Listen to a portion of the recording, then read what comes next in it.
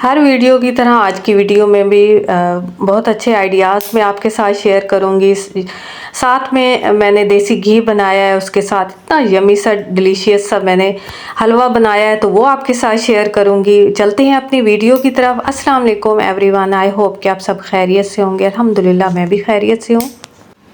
आपने अगर मेरी पिछली वीडियोस देखी हैं तो आप देखा होगा कि मैंने फ्रिज की साफ़ सफाई की और मैं कितने मज़े की डिशेस बनाती हूँ। उसके साथ आज मैंने सोचा हुआ था कि आज मैं अपने किचन की जो है डीप क्लीनिंग करूँगी, क्योंकि बकरा ईद गुजर चुकी थी और किचन काफ़ी मुझे मैसी लग रहा था। दिखने में तो ये साफ़ लगता है, लेकिन जब हम इसका काम शुरू करते हैं तो इतना जगह जगह से कहीं ना कहीं इसके घी के दाग के साथ साथ तरह तरह के हमें निशान नज़र आ रहे होते हैं। घी के दाग के साथ साथ तरह तरह के मुझे निशान नज़र आ रहे थे। तो मैंने यहाँ पे क्या किया, मैंने इस शावर बोतल में मैंने विनीगर थोड़ा सा ऐड किया, इसमें लिक्विड डिश वॉशर ऐड किया, उसके साथ ही मैंने इसमें थोड़ा सा बेकिंग सोडा भी ऐड किया। मैंने सबसे पहले इसको अच्छे से शॉवर कर लिया ताकि ये जितने भी इस पे निशानात हैं वो उनमें नमी आ जाए, और जैसे ही मैं टॉवल के साथ इसको साफ़ करूँगी तो वो झटपट ही साफ़ हो जाएंगे। अब मैंने एक वाइट कलर का टॉवल लिया। वाइट कलर का टॉवल लेने का मकसद यही था कि मैं देखूँगी कि ये किस तरह ये सारे निशान हैं, और ताकि मुझे पता भी चले कि मेरा किचन कितना गंदा और मैसी हो चुका है। यहाँ पे मैंने अपने गैस कुकर के सारे ऊपर से जो रैक्स थे वो उतार लिए थे। उनको सबसे पहले मैंने उनको वॉश किया और मैंने उनको एक साइड पे रख दिया ताकि ये जो है थोड़े से खुश्क हो जाएं, और उसके बाद मैं गैस कुकर के ऊपर लगा दूंगी।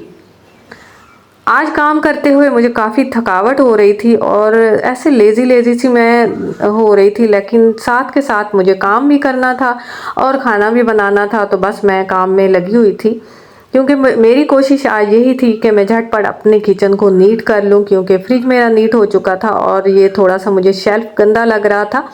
और गैस कुकर को हर रोज़ ही साफ़ करने के बावजूद जब आप इसको एक हफ्ते के बाद जब आप इसकी डीप क्लीनिंग करती हैं तो आपको अंदाज़ा होता है कि ये अच्छे से इसकी साफ़ सफाई नहीं हुई। अब यहाँ पे मेरे पास जो है मक्खन रखा हुआ था, जो कि मैंने पहले वीडियो आपके साथ शेयर की है।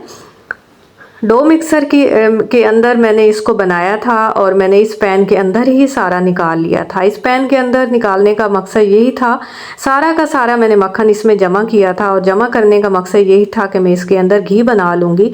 अगर मैं इसको किसी और बाउल के अंदर डो मिक्सर से निकाल के किसी और बाउल में डालती और फिर वहाँ से फिर मैं इसमें शिफ्ट करती तो काफ़ी सारा हमारा मक्खन जो है ज़ाया हो जाता है। बस मेरी यह थोड़ी सी कोशिश थी कि मैं इसको एक ही बर्तन में डालूँ और वहाँ से मैं इसको घी बना लूं।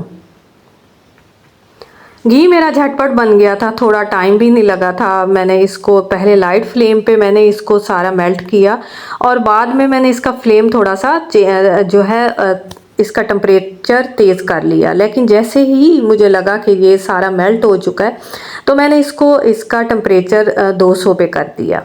यहाँ पे मैंने इसका कवर भी साइड पे कर दिया और बराबर मैं इसमें स्पून हिला रही थी, और ये देखें कितना ज़बरदस्त सा मेरा 3 केजी के बराबर मेरा ये सारा घी आ गया था। और मेरे पास 5 किलो के बराबर मलाई थी, और जब मैंने इसका घी देखा तो इतना ज़बरदस्त खुशबू आ रही थी।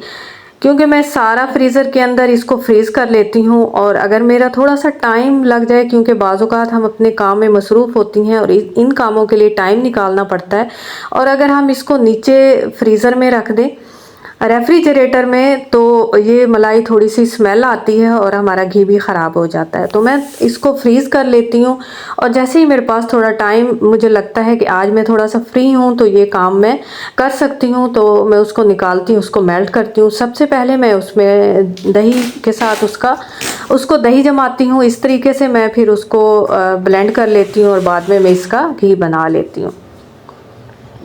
ये सारा प्रोसेस आपके को बताने का मकसद यही था कि अगर आप इस तरीके से बनाएंगी तो आपका घी बड़ा अच्छे से बनेगा और उसकी खुशबू भी बड़ी ताज़ा और फ्रेश आपको लगेगी, और आप कहेंगी कि आप इन्हें बड़ी अच्छी टिप बताई है।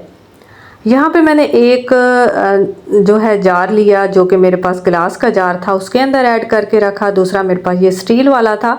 ये मैंने दोनों जार जो हैं देसी घी के लिए बनाए हुए हैं। जब भी मैं घी बनाती हूँ होममेड घी। मैं अक्सर बना रही होती हूँ, मैं बाहर से बिल्कुल कोई चीज़ परचेज़ नहीं करती। इस तरह की चीज़ें मैं अपने घर में ही बना लेती हूँ और अपने बच्चों को इस तरह की अच्छी और फ्रेश डाइट पर फोकस करती हूँ।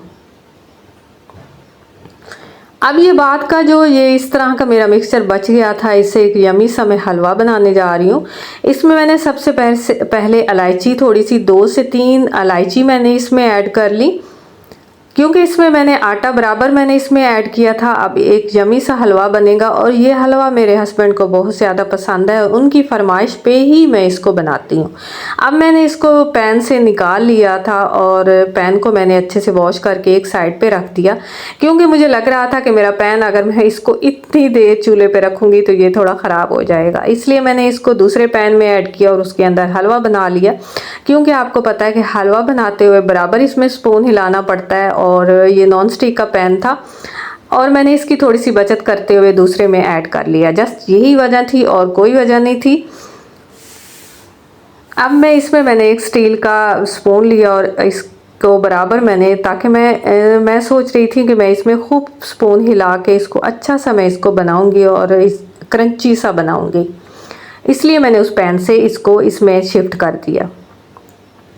यहाँ पे मैंने थोड़ा सा हस्बे मुनासिब इसमें गुड़ ऐड किया था, शक्कर मैंने बिल्कुल ऐड नहीं की और शुगर भी मैंने नहीं ऐड की, गुड़ मैंने ऐड किया था। और गुड़ के साथ मैंने इसकी 5 से 10 मिनट तक मैंने खूब इसकी भुनाई की और भुनाई करने के बाद मैंने इसको डिश आउट किया। ज़बरदस्त सा मेरा ये डिलीशियस सा मेरा ये हलवा रेडी हो चुका था। आप ज़रूर इसको ट्राई करें और इस तरह के यमी से हलवे घर में ज़रूर बनाया करें। अपने बच्चों को हेल्दी बनाने के लिए ये हलवा बेहतरीन है। आप एक प्यारा सा कमेंट करके मुझे ज़रूर बताएं कि आप मेरी वीडियो कहाँ से और कौन से शहर से देख रही हैं। इससे आपके एक छोटे से कमेंट से मुझे मोटिवेशन मिलेगी। इंशाल्लाह आज की वीडियो आपको ज़रूर अच्छी लगेगी और बहुत सारी दुआओं के साथ मुझे इजाज़त दें। मिलते हैं एक बहुत ही प्यारी वीडियो और प्यारी रेसिपी के साथ। आज के लिए अल्लाह हाफिज़, टेक केयर।